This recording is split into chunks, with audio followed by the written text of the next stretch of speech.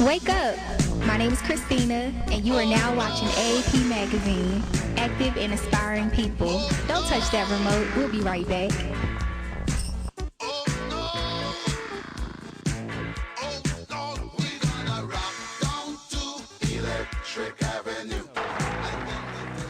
Put down your glasses, children, and listen here to me. Before I finish expounding, I'm sure that you will agree that no man is honest. I tell you, no man is honest. I tell you, no man is honest when it comes to women and money. Yeah. Well, the doctors and the lawyers and the Wall Street brokers too, when it comes to women and money, they'll forget who did what to who, because no man is honest. Now you ask any of them, Ben Chavis, all of them, just ask them all. Now I know they don't want to tell you, but you already know. I tell you, no man is honest when it comes to women and money. Yeah. What I say? Ray Charles is blind and he know that. Boom, boom, boom. You know it. Now tell me what the truth is about it. Now you know no man is honest when it comes to women and money. Now that's all over the world. What can I say? That's all over the world. We're gonna kick it now. Don't worry, I ain't going nowhere. I'm standing over the city talking about no man is honest when it comes to women and money. Well, there are no decent men. There are no decent women. Hey, now we're gonna roll into it. Well, the preachers in the pulpit preaching the gospel, who they do. When it comes to women and money, I'm willing to bet you that no man is honest. Just ask Jimmy Swagger and the rest of them. I'm pretty sure they'll let you know now. That boy KC Price, they started sending him some bad checks and he started cussing them out. Talking about you better pay your tithes. All right. Hey, no man is honest when it comes to women and money. You know how, hey. Well, the president and the Congress are wise men, it's true. When it comes to women and money, they'll forget who did what to who, because no man is honest. Quid pro quo, that's what it's all about. Quid pro quo, something for something. Okay, I hope you enjoyed that roll-in. That's something that I did back in 1998, 17 years ago. I sung a song written by Mr. Carl Matthews, who was the leader of the first victory in the sit-in movement in the state of North Carolina. He wrote that song, I think, in 1950, and it was titled, No Man is Honest. So here we are, 2015, 17 years later, and I could possibly say that that song fits all that is taking place today. Okay, by the way, before we get started, I'd like to say this. If you are viewing this program on GCTV or on the peg stream and you have some difficulty with it locking up or how it's playing, you can always see this program in its entirety on my YouTube channel, which is Active Aspiring People, all caps, as you see coming up on the screen. And you also can go to my Facebook page, which is Chat in Shoe, all caps, and you can see these programs in their entirety. Now, again, I'd like to go back to Bill Cosby. Okay, now last week, I discussed Bill Cosby. I I never accused him of anything, nor did I accuse the women of telling other than the truth. I just made the same statement that I will always make concerning that situation. Where there are no decent women, there are no decent men. Now, some of you have said, well, I'm trying to cast aspersion upon the people who work in the movie industry, so far in Hollywood or television industry. No, I'm not trying to cast any aspersion on them. All I have to go by is what they do. Now, all good people know if you take off, you're female, and you take off all your clothes in front of the camera and you do a nude scene having sex, okay, or just do a nude scene showing your body, that is not decent behavior. And so we would say that is indecency. But we also know that when you females, when you dress lasciviously, and when I say lasciviously, I mean you put on very few clothes and you leave a lot of flesh to be seen, and then there are clothes that you wear that are very tight around areas of your body that are very sensitive to the nature of a man. This is not decency. This is very much indecent. So now, where there are no decent women, you can rest assured there are no decent men, because decent people are only comfortable in the presence of decent people. Indecent people are only comfortable in the presence of indecent people. So the two don't mix. The two don't mix.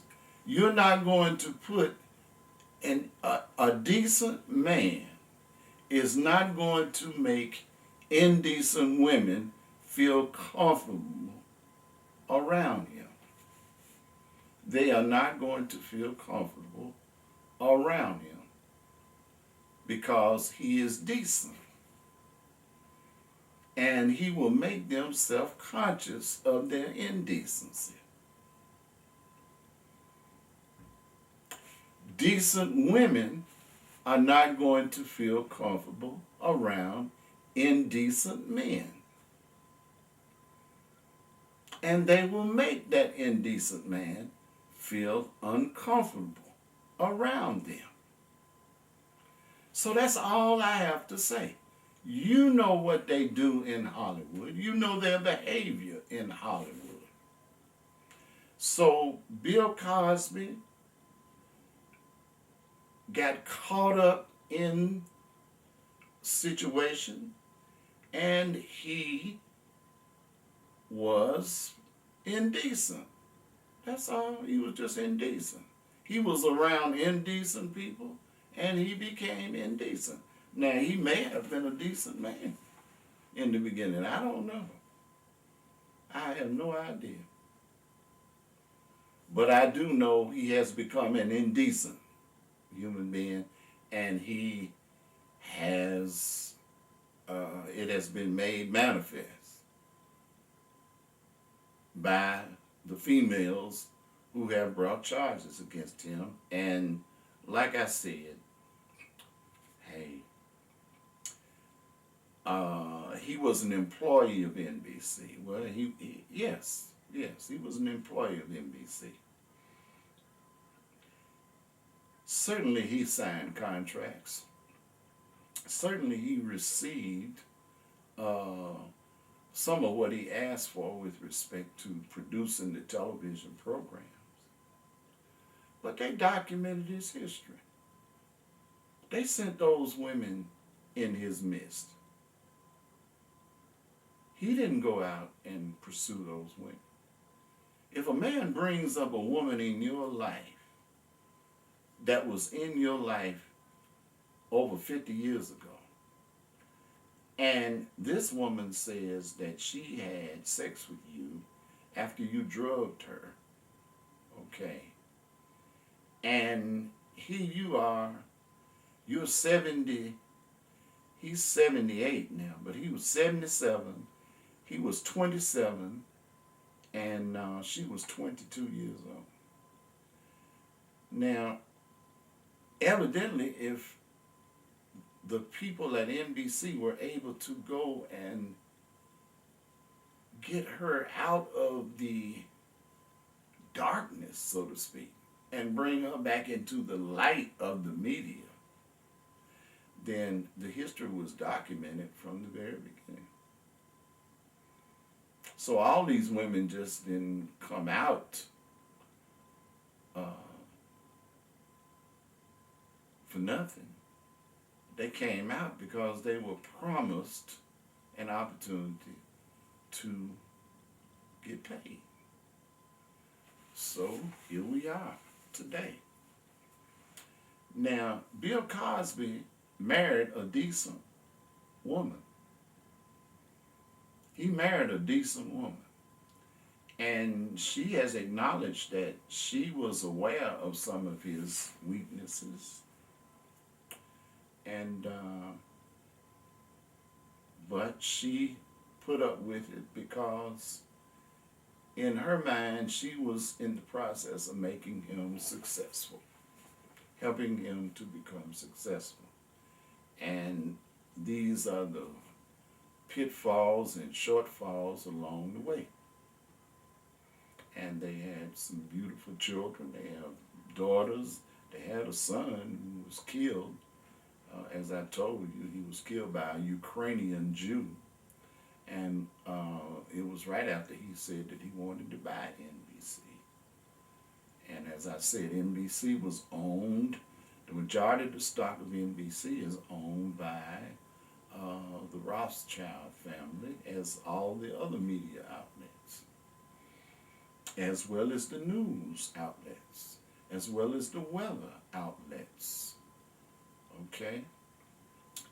So now we consider the fact that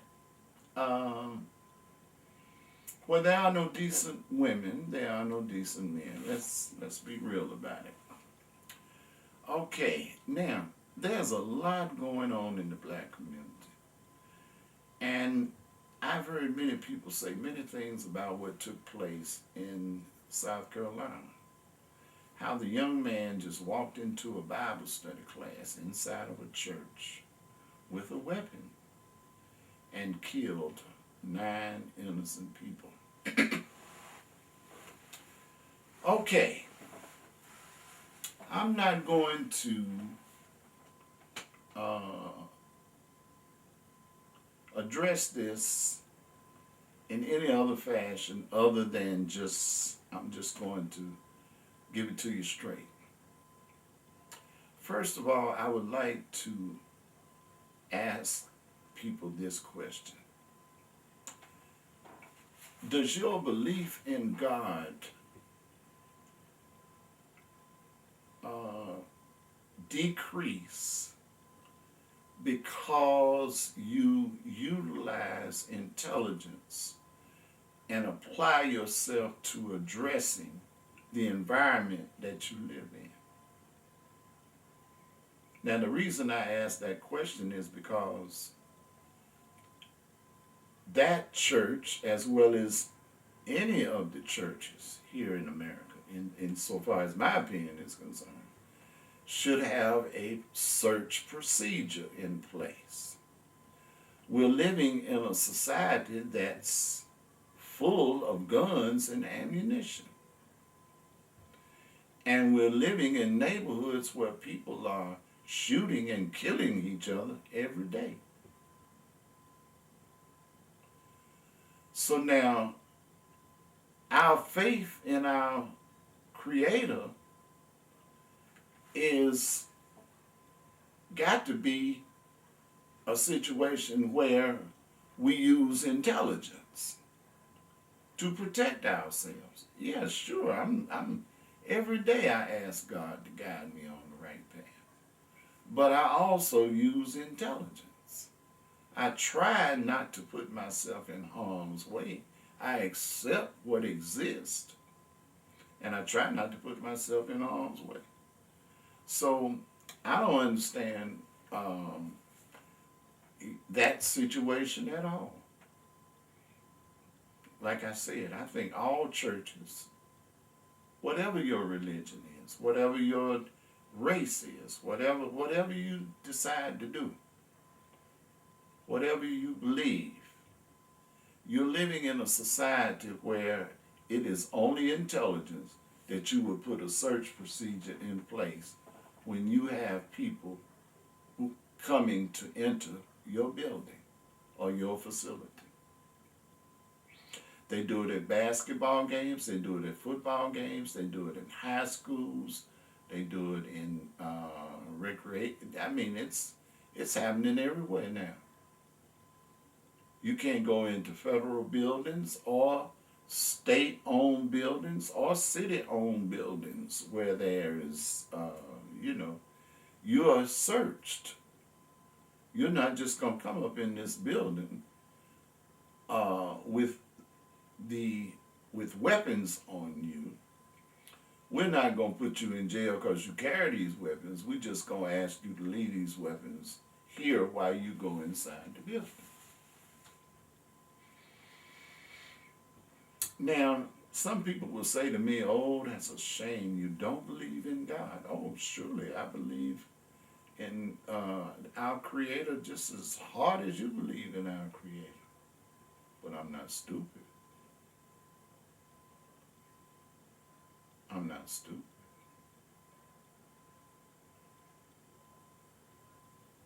I believe I have to use intelligence. I believe the Lord gave me a brain to use intelligence and accept the fact of what exists. I mean, have we been given the purpose or power or job to make the unrighteous behave righteously? Is that the ultimate purpose of converting people to our religion, whatever religion we have? We're seeking converts. Is the process of converting people to your religion require you to disregard the fact that you have to protect yourself from them behaving in an unrighteous manner?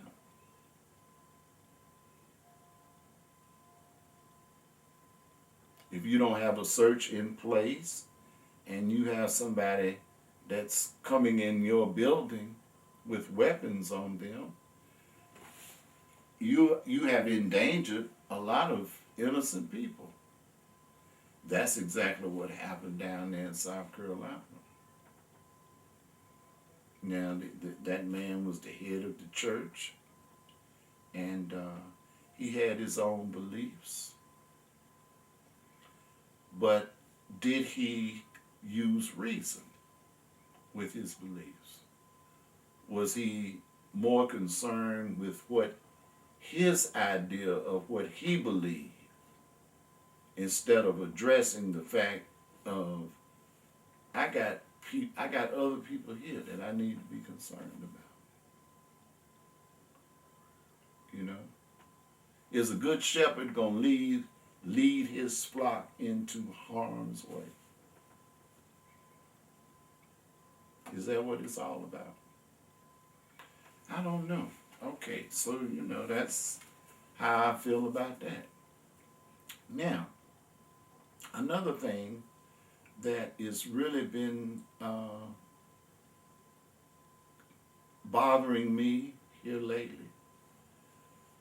I did a program some time ago, and I said, we build our communities, we build ourselves as we think. And we see in our community all the thoughts of sorrow. They are just thoughts of sorrow. They are thoughts of just anger. They are thoughts of sorrow. Somebody got killed by the police. We want justice. We don't have any justice. We don't have jobs. We don't have this. We need to march for this. We need to march for that. These are thoughts that just overwhelm people. And, you know, we build as we think. So where are the thoughts of joy for us? Where are the thoughts of joy for us? Shouldn't we have thoughts of joy? Shouldn't we have thoughts of joy? You know, it's getting so now in the black community, and you can watch any black leader, so-called leader or whatever. They are always bringing us bad news. It's always something. It's never joyful news. It's always bad news. We're doing too much of this and we're doing too much of that. And we have to fight these people for justice. We have to fight these people for that. We just can't let these people do this. We just can't let these people do that. We count our sorrows. You can listen to radio talk shows.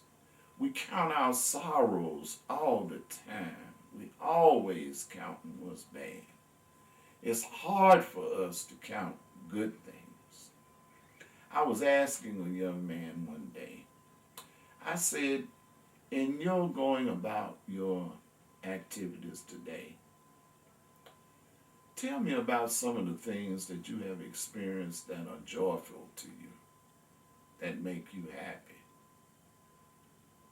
And he couldn't think of one.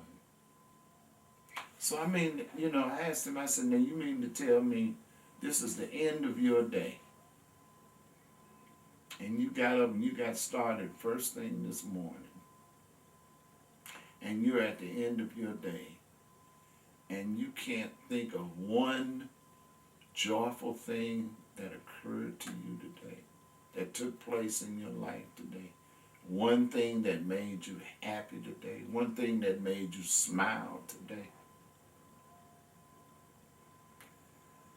And he said, no, I can't. He said, it's just hard. I said, well, what is it easy for you to think about today?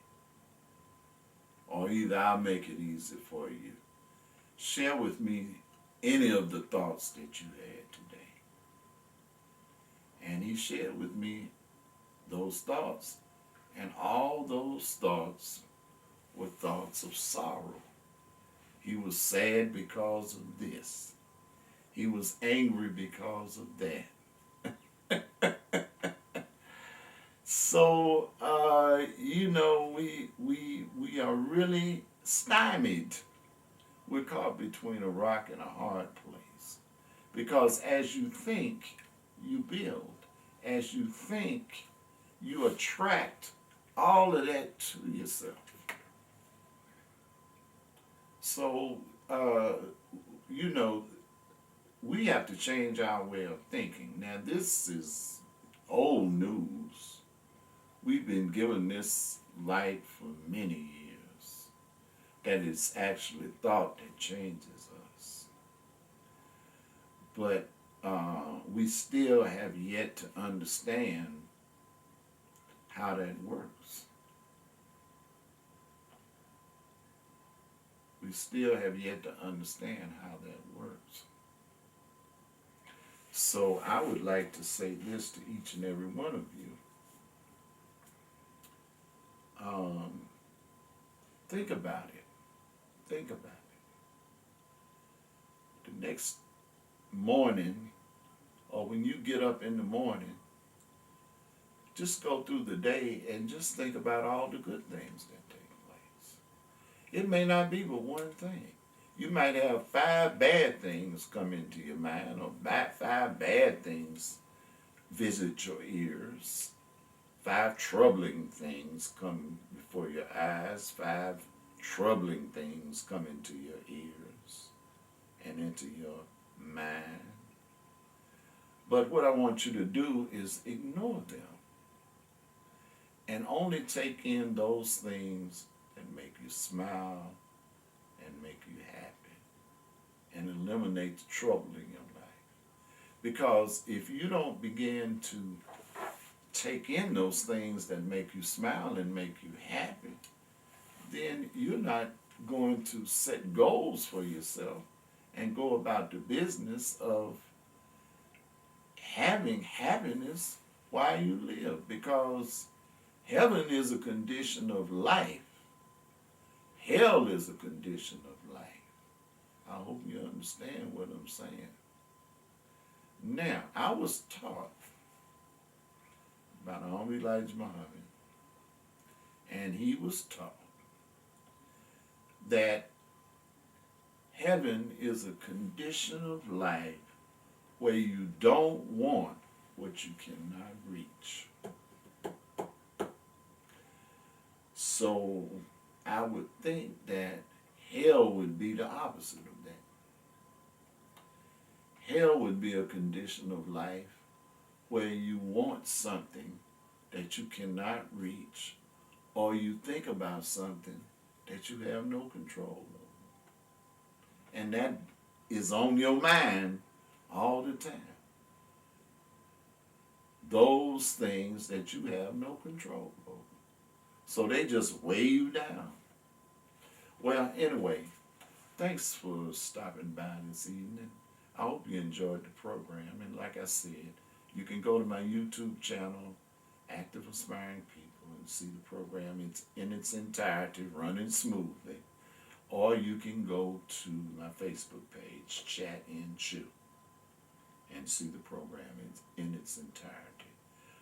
Feel free to send me all your comments, emails at kareemalgebra@yahoo.com. Make your comments on the Facebook page and make your comments on the YouTube channel. I'll be very glad to hear from you. But anyway, have a beautiful day every day. And I'm out of here.